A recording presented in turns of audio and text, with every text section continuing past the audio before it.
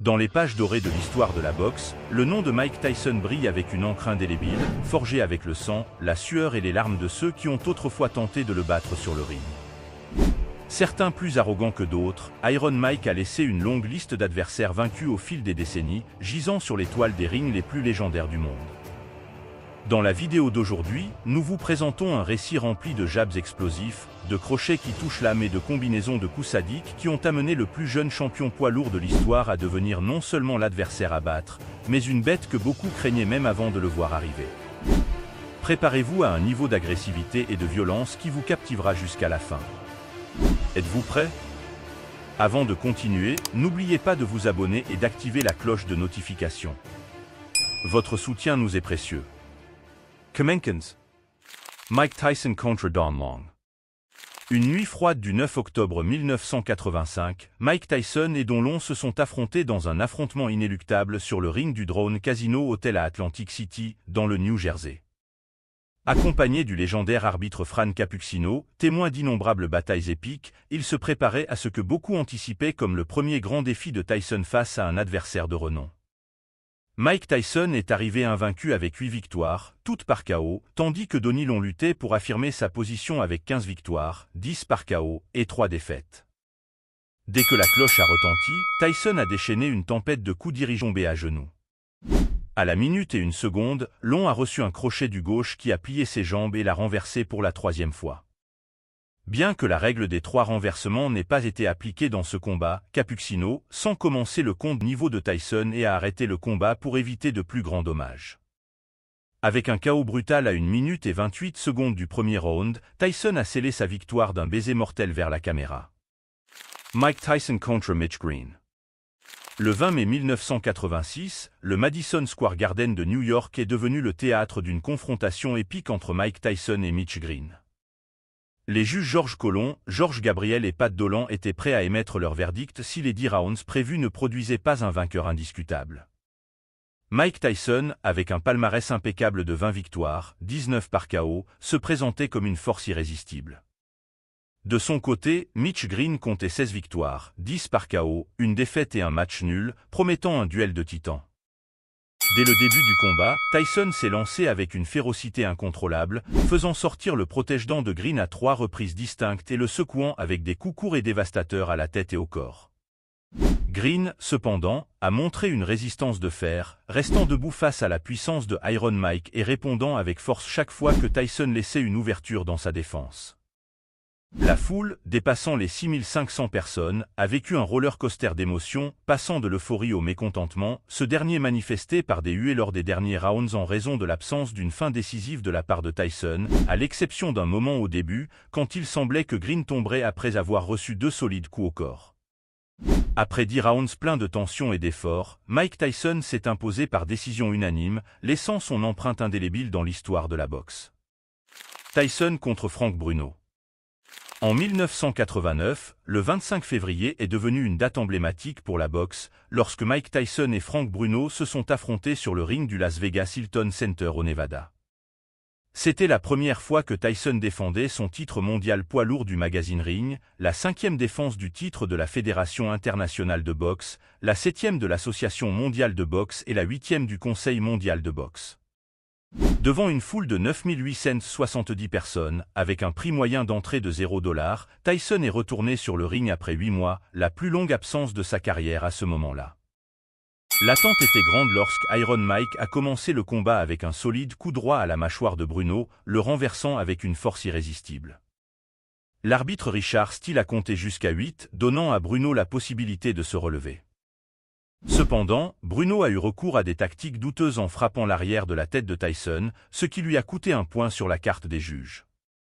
Malgré cet revers, Bruno a réussi à connecter un puissant uppercut qui a momentanément paralysé Tyson, suivi d'un crochet du gauche qui l'a frappé de plein fouet. Les genoux du champion, jusqu'alors inébranlables, ont fléchi, et Tyson a été contraint de reculer.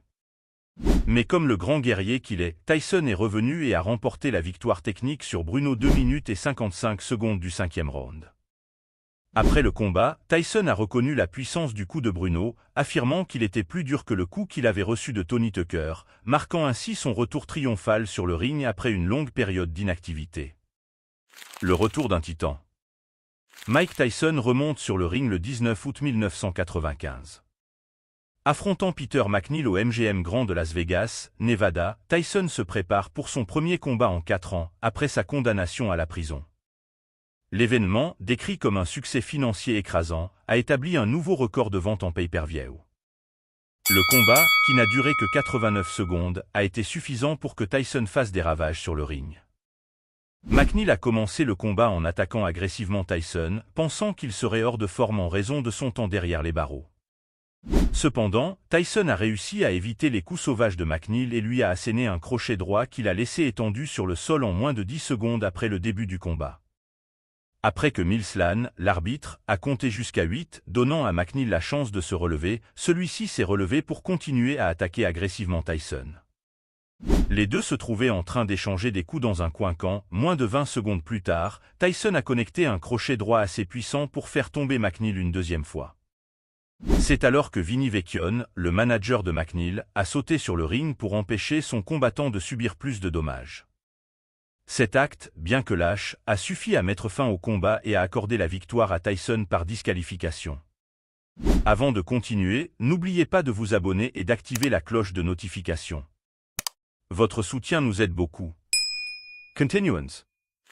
Retour à l'époque de 1987, plus précisément le 7 mars, un événement historique a eu lieu à l'Honor Arena de Las Vegas au Nevada, Mike Tyson contre James Boncruchet Smith. Ce combat, malgré son dénouement controversé, est resté gravé dans les annales de l'histoire de la boxe.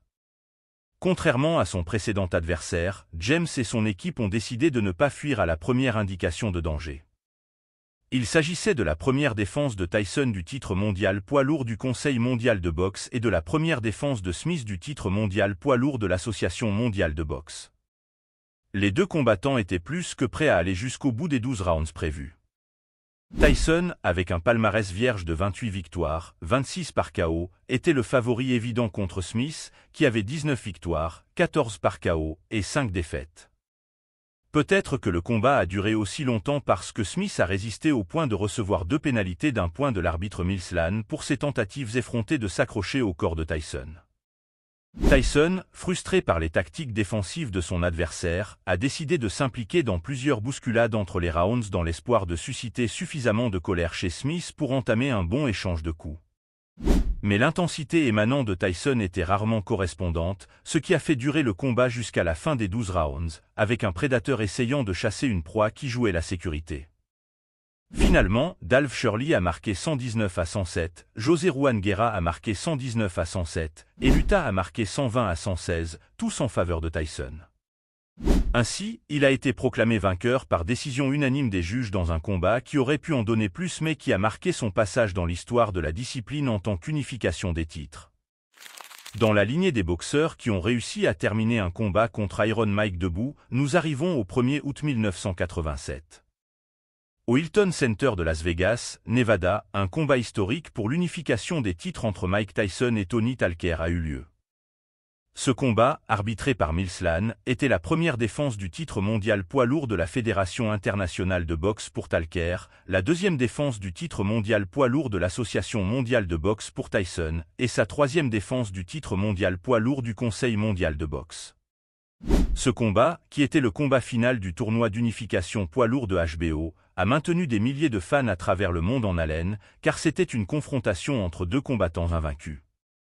Tyson, avec un palmarès vierge de 30 victoires, 27 par KO, était le grand favori face à Talker, qui avait 34 victoires, 29 par KO.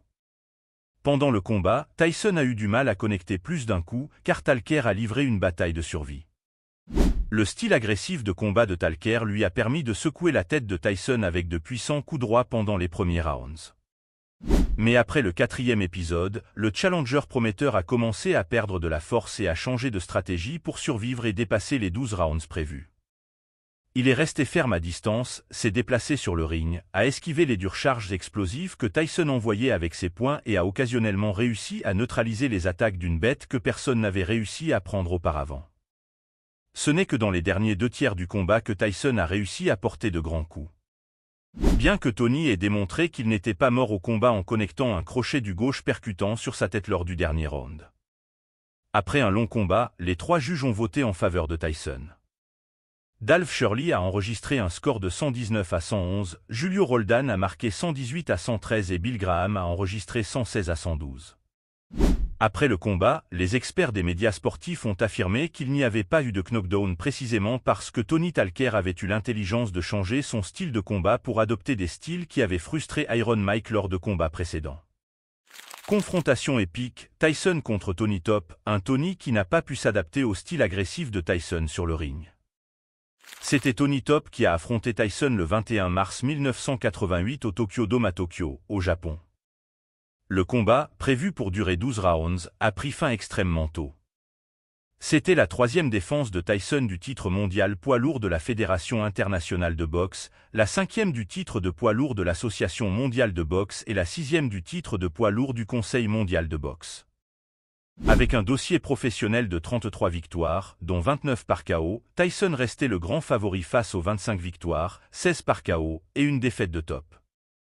Il s'agissait du 2e combat pour le titre mondial poids lourd au Japon, le premier ayant eu lieu le 1er septembre 1973, où George Foreman avait battu José Roman par KO au premier round.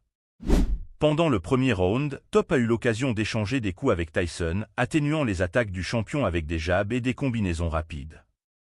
Cependant, une posture flasque où il ne bougeait presque jamais tout en combattant, le 2e round a commencé aussi lentement que le 1er mai a explosé une fois que Tyson a commencé à exercer une pression accrue sur un Top rigide qui, sans le savoir, était proche de céder. Les coups du challenger n'avaient pas la puissance nécessaire pour arrêter le champion et Tyson a vu la parfaite opportunité d'attaquer le corps épais de Top encore et encore, lançant des rivets avec des crochets au ventre. Alors que le round touchait à sa fin, l'effet de tous ces coups commençait à se faire sentir. Tyson a piégé Top contre les cordes, l'enfonçant dans une succession de crochets directement sur son abdomen. Essayant de rester à la hauteur, en exécutant une faible combinaison de coups en plein échange, il a ouvert sa garde et s'est retrouvé totalement exposé à la furie de Iron Mike. Top a été attrapé par un crochet du gauche qui a frappé son œil droit, le faisant chanceler dans ses maigres tentatives de marcher. Après quelques tours, il est finalement tombé sur le dos, immobile sur le tapis. Arthur Mercant a fait le compte de sécurité mais il était clair que, avec le sang coulant de la coupure de Top teintant le bleu clair du tapis, il n'avait plus rien à offrir. Mike a été déclaré vainqueur du combat par arrêt de l'arbitre à 2 minutes et 54 secondes du 2e round. Avec chaque coup et chaque victoire, Mike Tyson a laissé une empreinte indélébile dans le monde de la boxe. Sa force, son adresse et sa détermination sont un témoignage de son héritage, inspirant les générations futures de boxeurs. Si vous avez apprécié ce voyage à travers les affrontements les plus mortels des bêtes de la boxe, n'oubliez pas de vous abonner et d'activer la cloche de notification. Ainsi, vous resterez informé sur plus de contenu excitant et vous ne manquerez aucun détail des combats les plus épiques de l'histoire de la boxe.